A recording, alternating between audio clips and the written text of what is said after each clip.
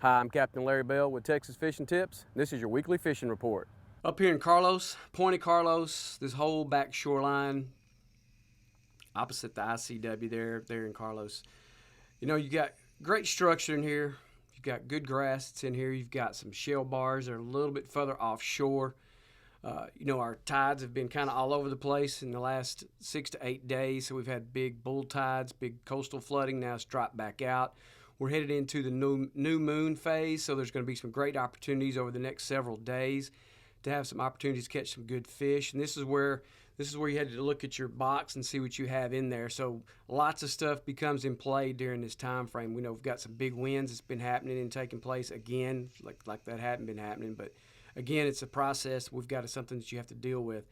So when you get up here in Carlos, remember this particular area up here likes to get blown out pretty good because there's tons of shell that's up there, and it will for these big high winds that we've got. It'll start dirtying up on you. So this is where your chartreuse tail, your white tail, your orange tail, something that's got a little bit of flash, a little bit of color in that action in the rear end of that thing to kind of help generate some reactive strikes or some feeding strikes during this time frame. So when you're looking at your box, if you've got Little Johns, you got down south, you've got maybe some matrix shad or some AM fishing lure baits. Any of those, they'll all be pretty productive. Again, the down south is my go-to for just about everything. They've got great Twisted Tea has still been the most productive bait that I've had in my box over the last several weeks, and it's still go-to for me. So you've got it in all three sizes now. You've got it in the burner shad, you've got it in the original size, you've got it in the supermodel, and all three of those will be in play these upcoming days. So make sure that you have all three sizes for your box. Still throwing 16th ounce jig heads and working these baits slowly, working them over these grass areas. Fish are still holding over grass, mud, scattered shell. They're starting to show up on the shell beds, shell reefs, just like over on Third Chain. That's another area. If you're fishing into Carlos in this back shoreline here, then you can just slide right over to the Third Chain or Belding's Reef. Any of those areas there, it just kind of lends itself perfectly just as a transition spot from Carlos into that area. So redfish, trout, scattered flounder every once in a while, a few black drum every once in a while, occasionally have been in and around this area here. You're really going to have to work these. It's been kind of a slow bite for the most part, so if you kind of stick with it and stay with it and just kind of feel your way through, you'll locate fish that are up in this area here. Just remember what you have. You've got transition spots in here. You've got deeper edges. You've got nice edges. You've got sand. Your flounder are going to be up in those areas there. Black drum have kind of been cruising sporadically over places more around the shell. Redfish and the trout have been up over the grass in those areas there, around into Belding Lake as well. That whole back shoreline that's in here has been pretty good. It's consistent. It's been okay, not extremely consistent, but you can get up there and you can make some things happen, providing you again majors and minors, big deal. We got again the new moon's going to be in play, so those are going to be factors that you need to be aware of.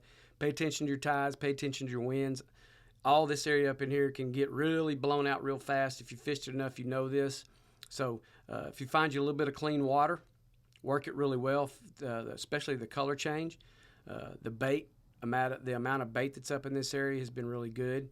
So there are fish there. You just have to take your time, work the area really good. Change your baits if you need to. Stick with one for a little bit.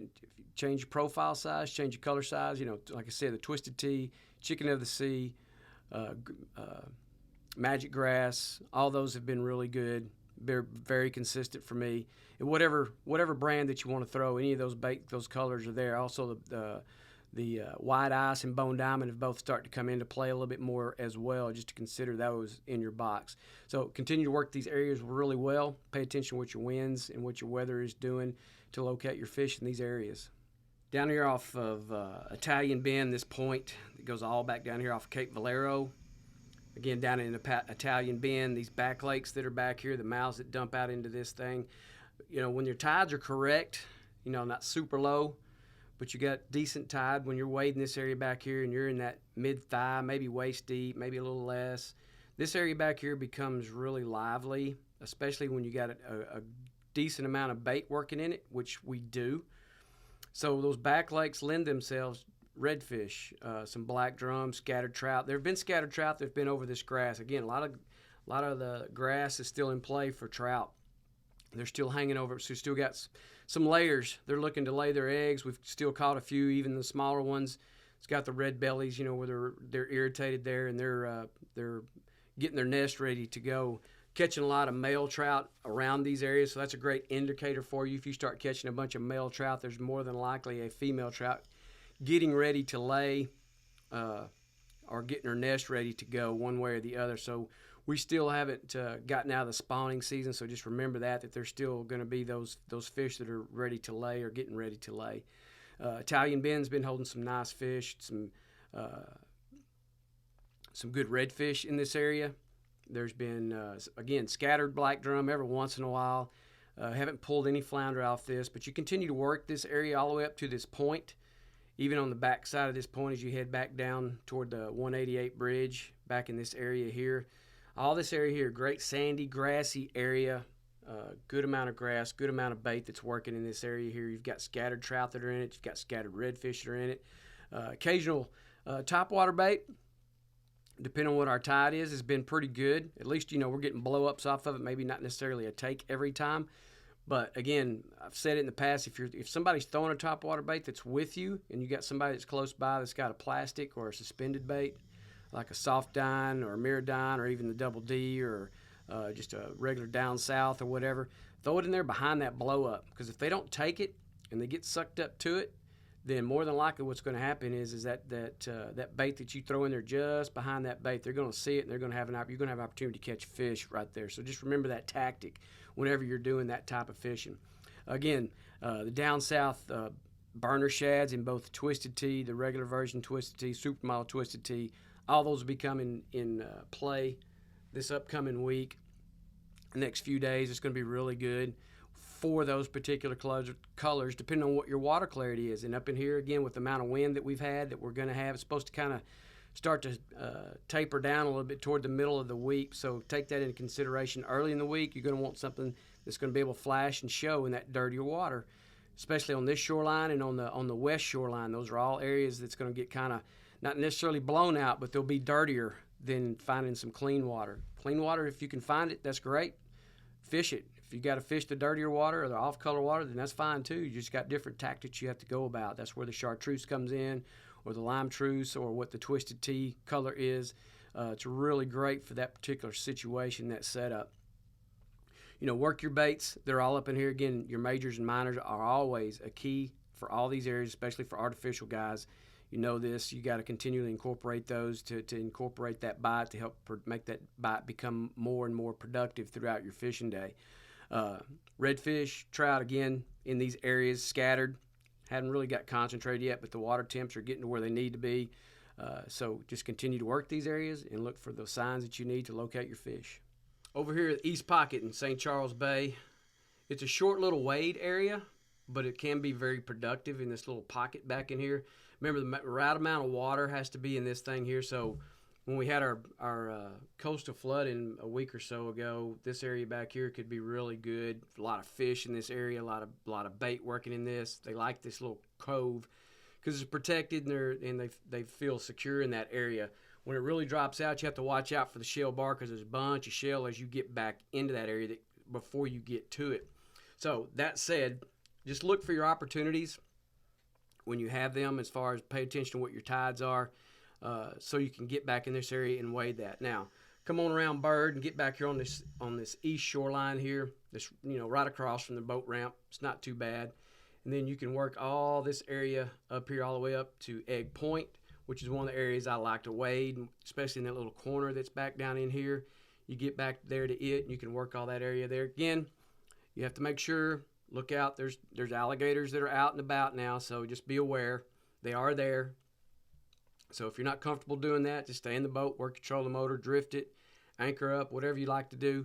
But you can wade it. You just have to be smart about when you wade it and what's going on around you in your area. Boy Scout Camp, Cow Chip, Big and Little Sharp, that west shoreline that heads all the way down to Cavasso, all those areas have been producing fish. Not at great numbers. You have to wade through a lot of these smaller trout, scattered redfish or two here or there we're picking up. Again, big winds that we've been had, so it's kind of bloated out a little bit, especially up on Big and Little Sharp. It can get dirtied up on you really fast. But you get tied up against that shoreline, throw your Little John chicken. It's got a little chartreuse on the tail. It's been pretty productive up in that area. You get on that west shoreline as you head back down to Cavasso. You get a little protection there from that south-southeast breeze. You get in Cavasso. You can work all that area up and down that north shoreline has been good, both between the back lake mouths, the little flats there, all the way up to the point, almost to the point to where you get to 35 up there. That whole shoreline on that north side has been good. Been a great amount of bait. There's been not a tremendous amount of redfish, but there's been decent redfish that have been scattered up and down that we're picking up here and there. Come back to cow chip, work up into it. It gets pretty muddy back in those areas there, so just be aware. So if you're going to try to wade that, just understand it's pretty muddy. So you may want to stay on the boat on that one. Just use your trolling motor, work some topwater baits back in those areas. Get on the shoreline there that's got all the duck blinds that are on it. That's a really hard-packed area. There's been some nice trout that have been caught up in the flat area over the grass and on the drop, just on the edge out there. So all those areas come into play. But again, it's all wind predicated, so you have to make sure, if you got the right amount of wind, it's not just blowing you down like we've got. We've had the last few days where it's just been humming around 20, 25. It makes it really difficult for everything. So take that into consideration. The big flat right there across from the big tree and that big flat there, and where all that Texas Parks and Wildlife observant stuff is that they've got going on. That big flat that's in there, you can wade all that. There's been a few scattered fish that have been off in that area. Again, chicken of the sea have been good. The down south lures in the magic grass, twisted tea. Burner shads have been good back in this area too. Redfish have been liking the twisted tea burner shads. Those have been the primary colors and the sizes that I've been throwing. But again, with the new moon in phase that's coming into play, this upcoming week should be pretty good. So again, have all sizes of your profiles of your baits, whatever brand that you like to throw. It doesn't matter. Just have all different sizes so you have an option.